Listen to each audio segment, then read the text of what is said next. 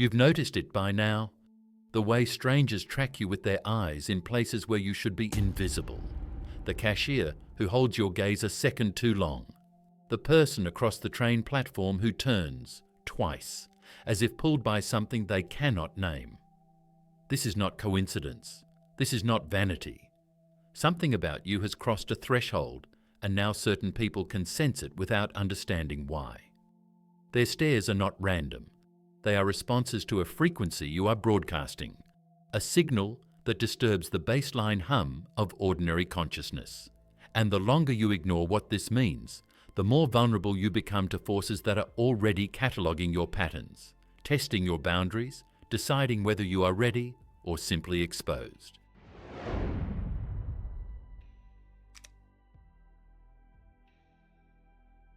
It started so subtly you almost dismissed it. A stranger holding eye contact too long in a coffee shop. Someone turning to watch you walk past, even though you made no sound. A cashier pausing mid-transaction to study your face as if trying to recall where they know you from, except they don't know you at all. These moments don't happen to everyone. Most people move through the world completely unseen, their energy neutral, their presence forgettable. But you are no longer neutral. The frequency you carry has changed, sharpened, intensified. And certain people can sense it without knowing why. They feel pulled toward you, disturbed by you, magnetized in a way that makes them uncomfortable because their conscious mind has no explanation for it. This is not about appearance, charisma, or social positioning. This is about resonance. Your energy has crossed a threshold, and now it broadcasts something most people will never carry. When strangers look at you now, they are not seeing you. They are sensing disruption. Your presence disturbs the baseline frequency of ordinary consciousness, and on a subconscious level, they register it as something foreign, something ancient, something that does not belong to the surface layer of reality they navigate daily. But here's the part no one prepares you for. Not all attention is neutral. There are people whose souls remember what you carry, even if their human minds have no context for it. These are the ones who look at you with confusion, curiosity, or quiet reverence, as if searching for something they lost long ago. But others sense you for different reasons. Spiritual predators, energy leeches, quiet rivals who feel threatened by your frequency without understanding why. They look at you because they want to locate the source of the disturbance, catalogue it, neutralize it. And this is where most people misunderstand what's happening. They assume the attention is harmless, that being noticed is flattering, that visibility equals influence. But visibility in the wrong context can cost you energetic sovereignty. When the wrong people start watching, they start studying your patterns, your rhythms, your vulnerabilities, your timing. And once they map you, they know exactly when to interfere. This is not paranoia. This is pattern recognition. Not everyone who looks at you wishes you well. What changed in you is not something you decided to activate. It was triggered by a series of internal earthquakes, moments where your old identity collapsed, where beliefs you held for years dissolved overnight, where relationships that once felt permanent suddenly felt impossible to maintain. Every loss, every betrayal, every moment of isolation you endured was not random. It was recalibration. Your nervous system was being rewired to hold a different frequency, one that most human bodies are not designed to sustain. Most people operate within a narrow bandwidth of consciousness, their thoughts predictable, their emotions reactive, their energy dense and slow-moving. But chosen ones who have been through the collapse, the void, the rewiring, they begin operating on a frequency that oscillates faster, clearer, less attached to the material plane. This creates energetic displacement. When you enter a room, your field disrupts the ambient energy. It does not blend. It does not conform. It stands apart, And people feel that displacement even when they are not looking at you. They feel the room shift, the air change, the emotional temperature drop or spike, and instinctively they turn to locate the source. But that's just the surface of it. What they are really sensing is not your energy alone. They are sensing the absence of fear, self-doubt, and desperation that used to anchor you to their level of reality. You are no longer vibrating on their frequency, and that absence is louder than any presence. Not all who watch you are the same. There are 3 distinct categories, and understanding the difference can determine whether you maintain your power or unknowingly surrender it. First, the resonators. These are souls who recognize your frequency because they are either on a similar path or they once were and abandoned it. When they look at you, there is softness in their gaze, sometimes sadness, sometimes longing. They are not threats, they are reminders. Reminders that most people choose comfort over transformation, safety over truth, belonging over alignment. You will feel their silent question. How did you do it? How did you keep going when everything collapsed? They will not ask out loud, but their energy will linger near you, hoping something will transfer. Do not mistake their attention for friendship. They admire you just enough to want what you have, but not enough to do what you did to get it. Second, the extractors. These are the ones who look at you with calculation. Their gaze is sharper, colder, more invasive. They are scanning you for weaknesses, gaps in your boundary, moments of distraction where they can attach, drain, redirect, or derail. You will recognize extractors by how you feel after they have been near you. Exhausted, irritable, foggy, off-center. They do not need to touch you. They do not need to speak to you. Proximity is enough. And here's where it gets interesting. The more you protect your energy, the more persistent they become, because your boundaries confirm what they suspected. You have something they need, and they will not stop trying to access it until you make it energetically expensive for them to remain in your field. Third, the sent ones. These are the rarest and the most dangerous. They do not look at you out of curiosity or need. They look at you because they were directed to. By forces that operate beyond the surface layer of reality. Forces that understand the role you are meant to play and have a vested interest in ensuring you never fully step into it. You will not always recognize them immediately. They often arrive disguised as helpers, supporters, romantic interests, business opportunities, spiritual guides. But there is always a tell. Their presence accelerates chaos in your life. Misunderstandings multiply, plans fall apart. Your clarity becomes confusion. They introduce distortion, not through obvious harm, but through subtle misalignment. And by the time you realize what happened, months have passed and you are no longer where you were supposed to be.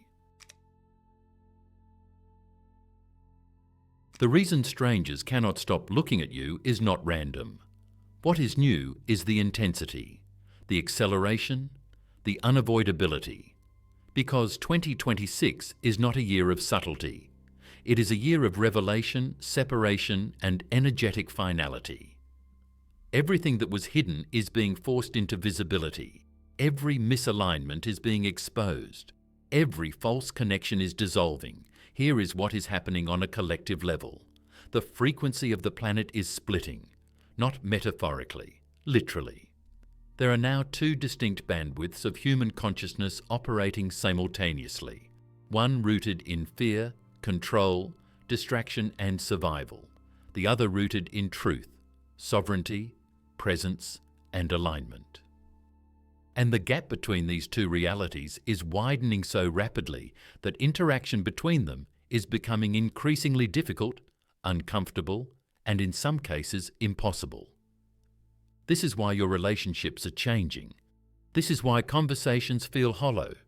This is why you can no longer tolerate environments that once felt normal. You are not becoming intolerant. You are becoming incompatible. And this is the moment most people panic.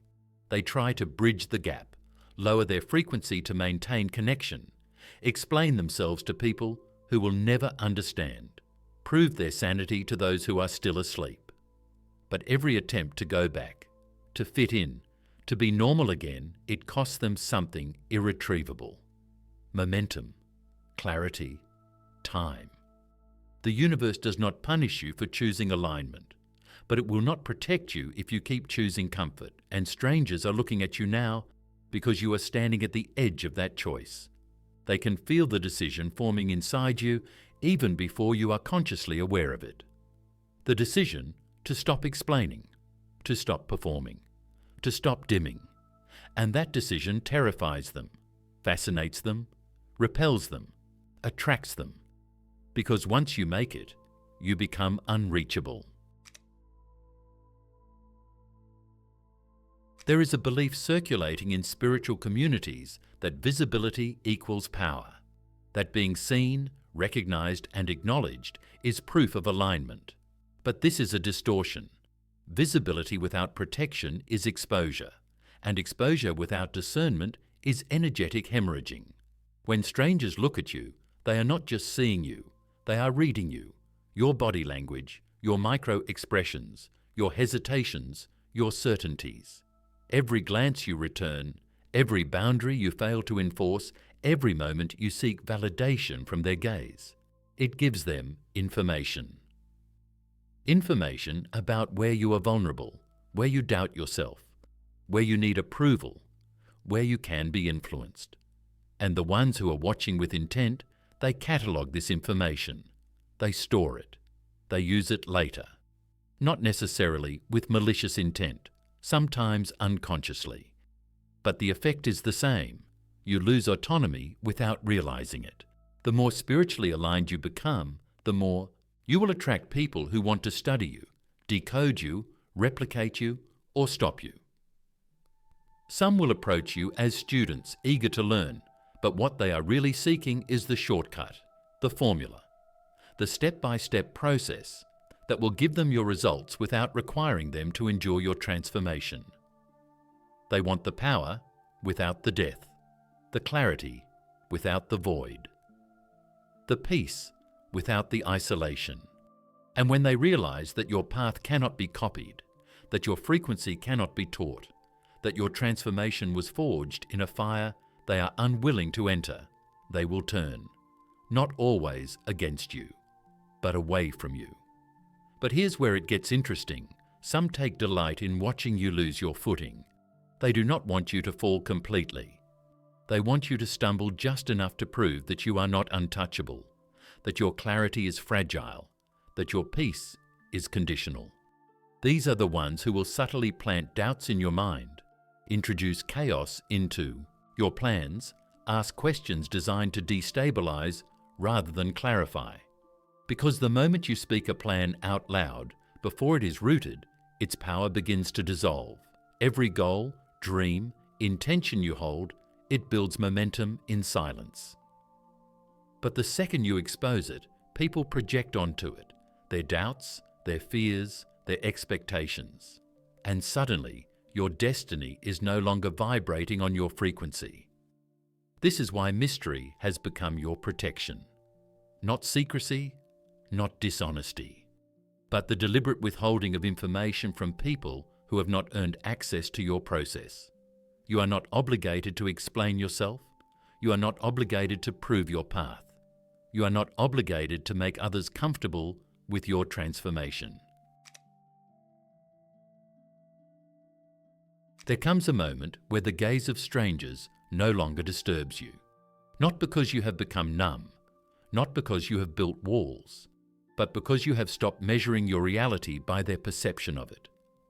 This shift does not happen through affirmation or positive thinking. It happens through exhaustion. The exhaustion of performing, explaining, dimming, hiding, seeking approval from people who were never meant to understand you. And in that exhaustion, something breaks. Not you, but the need. The need to be seen correctly. The need to be validated. The need to belong to a world that was never built for who you are becoming. And when that need dies, your energy changes again. It stops reaching outward. It stops leaking. It consolidates. And paradoxically, this is when you become even more magnetic, because people are not drawn to those who need them. They are drawn to those who do not. The ones whose peace is not contingent on external validation. The ones who move through the world as if the opinions of others are weather, passing, irrelevant, incapable of altering the course. This is the frequency that disturbs people the most, because it cannot be manipulated, it cannot be flattered, it cannot be guilted, it cannot be controlled. And those who are used to wielding influence through emotional leverage, social pressure, or manufactured urgency, they recognize immediately that their tactics will not work on you. So they watch, they wait, they test. And when they realize you are not going to break, not going to bend, not going to return to the version of yourself that was easier to manage, they make a choice. Some will withdraw quietly, their interest fading as they realize you offer nothing they can extract. Others will escalate, attempting to provoke a reaction, create drama, force you back into the emotional battlefield where they have the advantage. But you no longer engage, not because you are above them, but because you have finally understood that not every challenge is yours to meet. Not every question deserves an answer. Not every gaze requires acknowledgement. What took years to build cannot be defended with words. It can only be defended with distance, energetic distance, emotional distance, physical distance when necessary. Not all bridges are meant to remain intact. Some are meant to collapse the moment you cross them, because the place you came from is not the place you are going. But there is another category of watcher that has not been mentioned yet. The ones who do not stare, the ones who do not approach, the ones who recognize you from a distance and choose to observe in silence. These are often the ones who matter most, because they are not watching to extract, study, or challenge. They are watching to confirm, to verify, to ensure that what they sensed in you is real, consistent, and stable. These are the allies you have not yet met, the collaborators whose paths will intersect with yours at the exact moment both of you are ready, the energetic matches who do not need to announce themselves because their presence will feel like recognition, not introduction. They are watching you now because they know that timing is everything, that approaching too soon creates resistance, that the wrong word at the wrong moment can derail an alignment that was years in the making. So they wait, they watch, they allow the process to unfold without interference. And when the moment arrives, you will not question it, you will not second guess it, you will simply know. This is why you cannot rush connection. This is why you cannot force belonging, because alignment does not happen on your timeline. It happens on a frequency timeline, and frequency cannot be rushed. It can only be maintained. The longer you hold your frequency without compromise, without dilution, without desperation, the more you magnetize the exact people, opportunities, and circumstances that are meant to meet you at this level. But the moment you lower your frequency to accommodate someone who is not ready, you delay the arrival of those who are. The isolation was necessary. The silence was necessary. The moments where you could not recognize yourself were necessary, because you were being separated from everything that would have kept you small. And now that the separation is complete, the ones who were always meant to find you are starting to look. There is no going back, not to who you were, not to what you tolerated, not to the version of yourself that needed permission, validation, or approval to exist. That version died, and what remains is something most people will never understand, because they did not witness the death. They only see the aftermath, the quiet confidence, the lack of explanation, the refusal to perform. You know what it cost to stand here. You know the nights you spent dismantling every belief you were taught. You know the relationships you had to release even though it felt like betrayal. You know the moments you questioned your sanity because no one around you could see what you were seeing. And you know that the attention you are receiving now is not random. It is confirmation. Confirmation that the shift is real, that the frequency is locked, that there is no reversing this trajectory. And here's where it gets interesting. The more certain you become, the less you need to prove. The less you need to prove, the quieter you become. And the quieter you become, the louder your presence feels to those who are still operating on noise. This is the paradox of the chosen one. The less you do, the more you disturb. The less you explain, the more they want to understand. The less you seek attention, the more unavoidable you become. And this will not stop. It will only intensify. Because the ones who are waking up are doing so at an accelerated rate, which means they will need to locate others who have already crossed the threshold, and they will find you. Not because you are advertising, but because you are unmistakable. So the question is not why they are looking. The question is what you do with the attention now that it is unavoidable. And the answer is simpler than most people expect. You do nothing. You do not perform for it. You do not hide from it. You do not explain it. You simply continue. Because the ones who are meant to understand will not need an explanation. And the ones who demand an explanation were never going to accept the truth. This is not indifference. This is discernment. This is the recognition that your energy is not a public resource, that your peace is not a debate topic, that your path is not up for review. Because here is what no one tells you. The attention is not about you. It is about them. What they see when they look at you is a reflection of what they are afraid to become, what they secretly desire, or what they have already lost.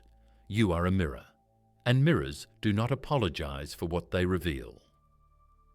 So when strangers look at you now, let them look, let them wonder, let them project, let them interpret, but do not adjust, do not dim, do not explain, because the moment you start managing their perception, you lose the clarity that made you visible in the first place.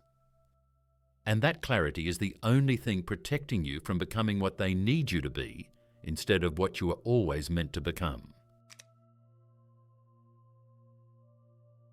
But understand this, the attention you are receiving is not just observation, it is documentation.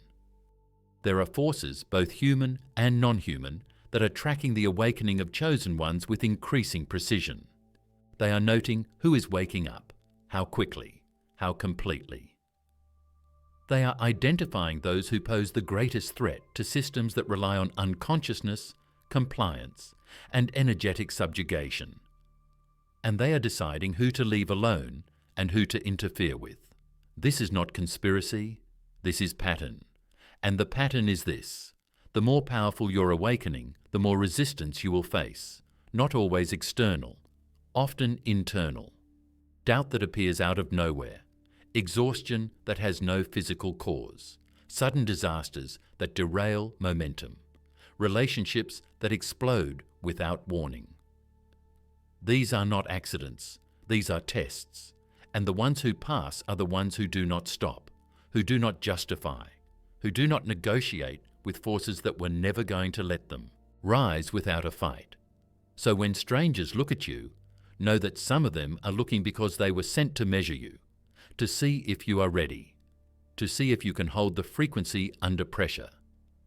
And your response to their gaze, your refusal to shrink, your ability to remain unmoved, it sends a message, not to them, but to the forces that sent them.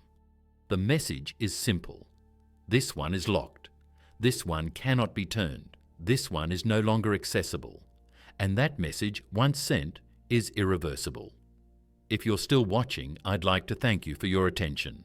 If this resonated with something you've been feeling but couldn't name, you're not alone. And if you want to see more content like this, please consider clicking the subscribe button. What's unfolding doesn't end here.